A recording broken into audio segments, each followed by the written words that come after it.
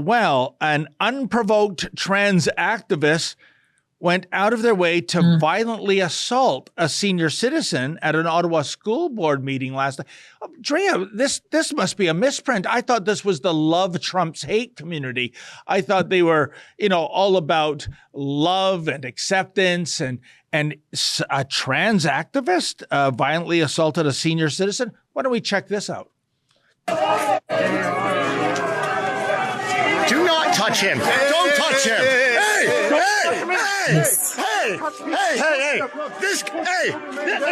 This guy just shoved the old guy right down onto the ground. Really? Well, come on. No, man. We got it on video.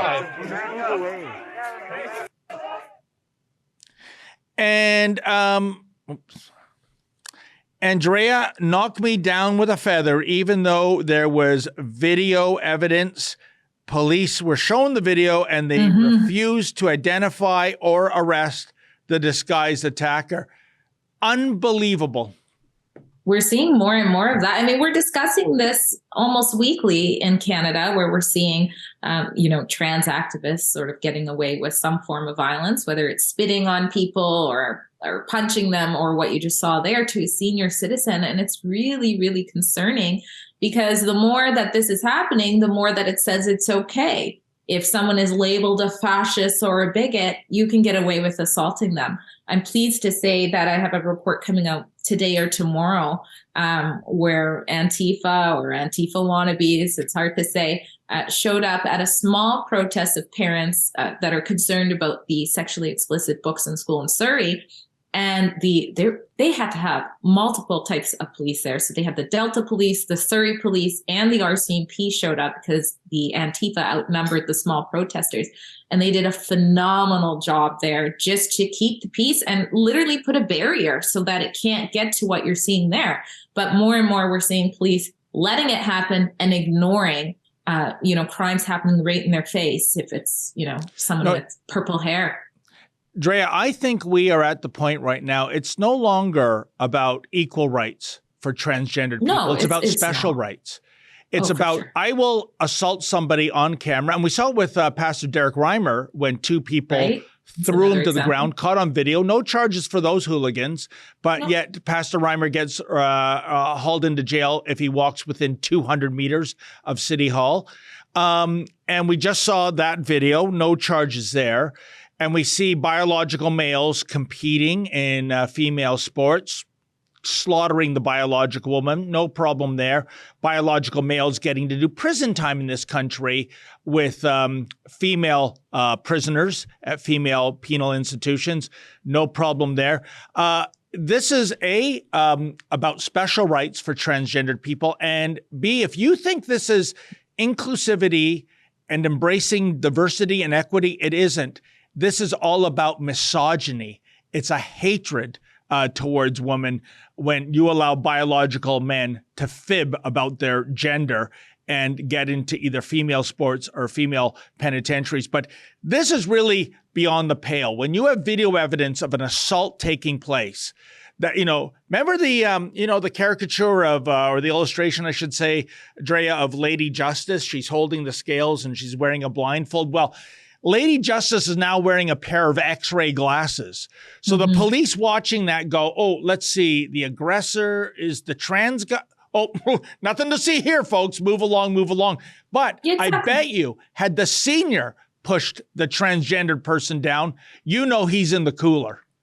Well, and talk about toxic masculinity. Yes. You see how he threw that poor man down. But we're seeing this pattern over and over. Yep. What the radical left pushes, they get away with, and then they disguise it under some sort of righteous cause. So we're seeing it with the LGBTQ community as being used, hijacked for these purposes. We saw it with the burning churches. It started with a narrative that is not true. There was not 215 bodies of children discovered at Kamloops.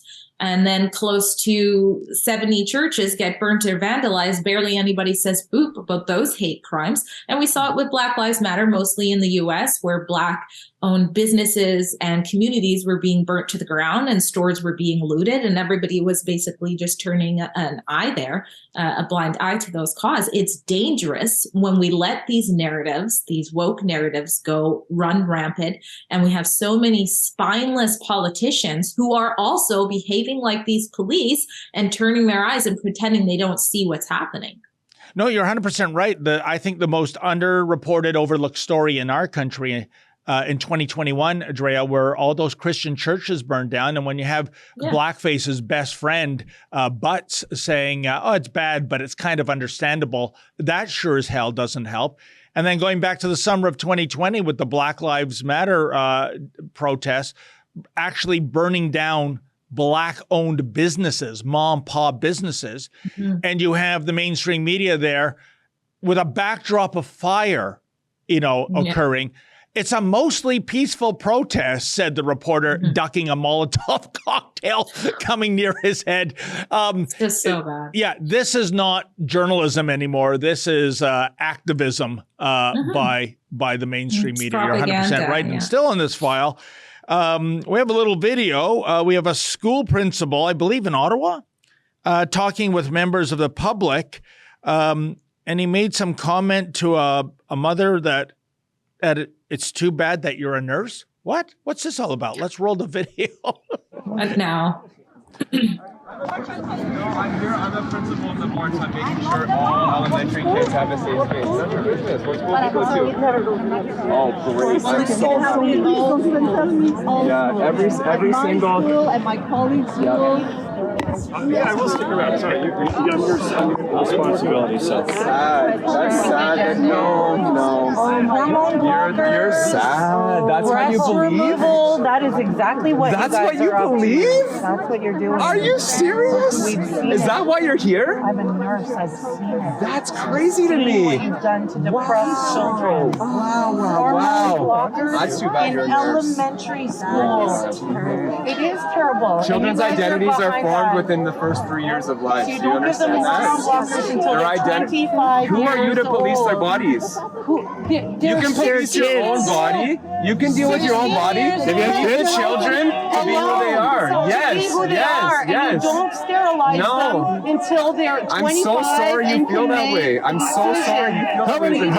How many sterilized children are there in China? And how many are in Russia? Are we talking about China? Yeah, not talking about the world. Are you guys aware of the Canadian Charter of Human Rights? Yeah. Are you aware of a concept called child You safeguarding? understand the Europeans are pulling I back have a from this, master's right? in inclusive education, so please don't ask me about my education. Rainbow Yeah, education. yeah. We got it. Please don't ask me about my education. Drea, I just wanted to check with super producer Efren. Was that the principal, that Lugan with the ball cap and the rainbow T-shirt?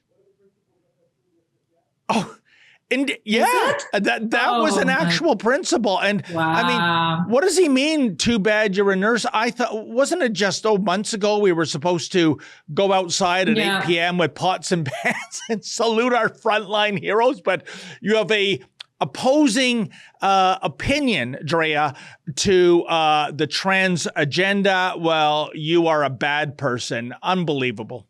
Well, and he doesn't want to be questioned about his education when he's asked if he understands a term. But then she's saying she's in the medical field and she's talking about medical transitioning, and he's totally dismissing it. Is that what you think is happening? She's like, no, that's what I see is happening. It's like talking to a wall. That's what we're watching. We're watching people talk to a wall.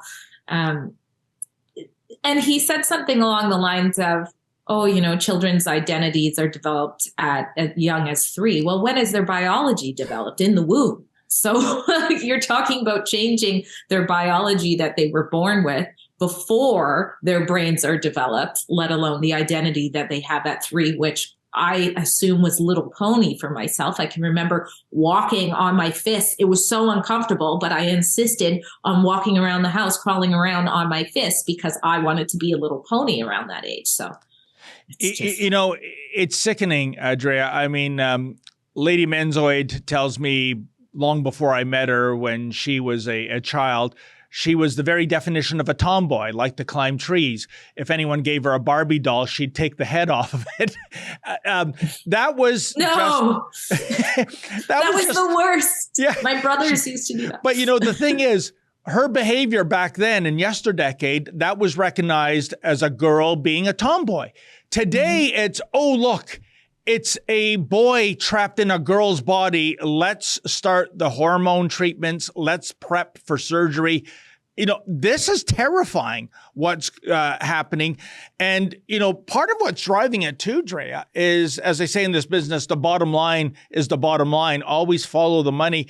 You look at so many hospitals, especially in the United States, private hospitals, gender reassignment surgery is huge business.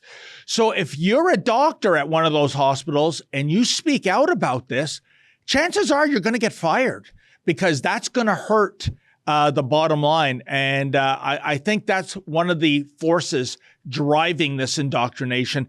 And of course, big pharma, patients for life. Oh, 100%. And